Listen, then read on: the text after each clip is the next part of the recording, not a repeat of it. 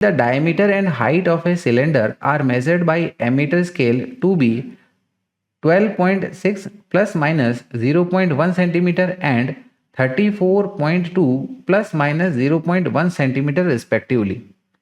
एक सिलेंडर की डायमीटर और हाइट मेजर करी गई, ठीक है ना, एमीटर स्केल से इसकी जो डायमीटर हमें मिली वो मिली 12.6 प्लस माइनस 0.1 सेंटीमीटर और हाइट कितनी मिली 34.2 प्लस माइनस 0.1 सेंटीमीटर।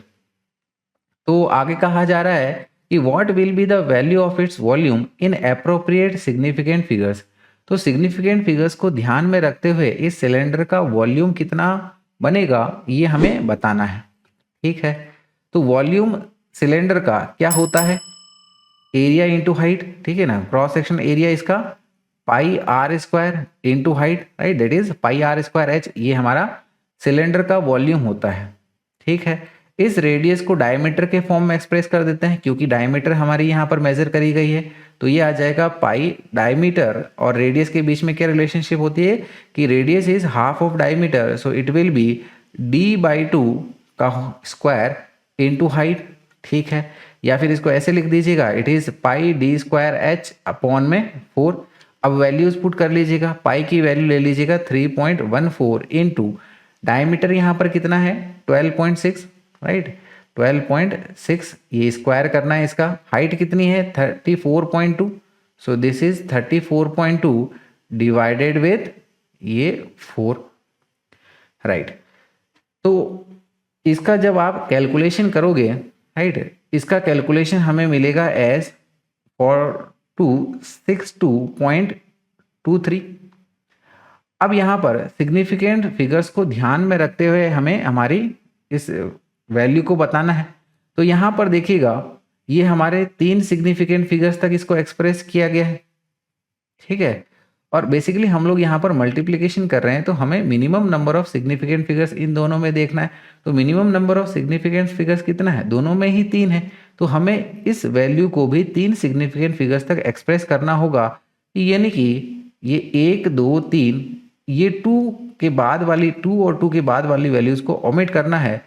तो देखिएगा डियर स्टूडेंट्स, अगर हमें यहाँ पर इस 2 को ओमिट करना है, ठीक है, तो 3 तक ही हमें इसको एक्सप्रेस करना है। तो देखिएगा ये 2 जो है हमारा 5 से छोटा है, तो सिंपली इसको कैसे लिख सकते हैं 4260, तो ये नहीं कि ये बन जाएगा हमारे पास में 4260, क्योंकि हमें इसको 3 सिग्निफिकेंट फिगर्स तक एक्सप्रेस करना है इसलिए, राइट। तो हमें वॉल्यूम तो मिल गया, लेकिन वॉल्यूम के मेजरमेंट में एरर कितनी है वो भी देखनी होगी।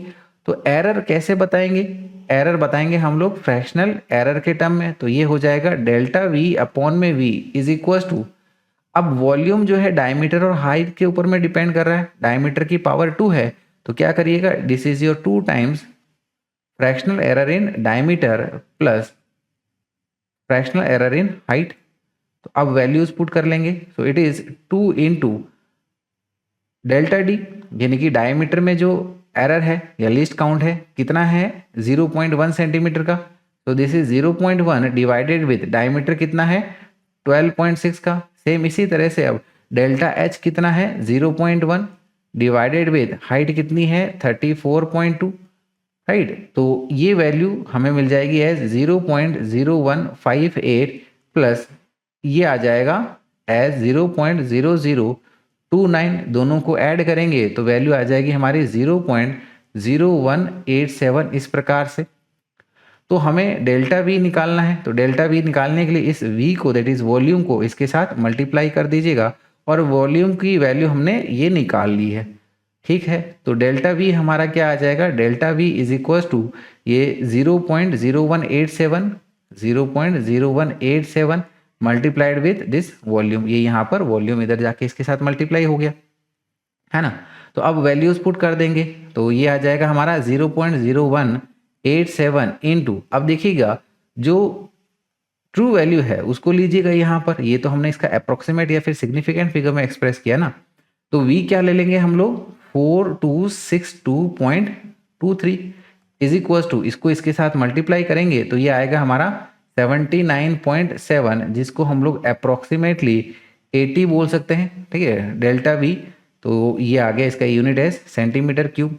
तो इसीलिए हम लोग हमारा जो वॉल्यूम है विद एरर लिमिट हम लोग इसको एक्सप्रेस कर सकते हैं as volume plus minus delta V volume. Significant figures को ध्यान में रखते हुए हमें बताना है, तो ये आ जाएगा 4260 plus minus 80 centimetre cube, right, इस तरीके से।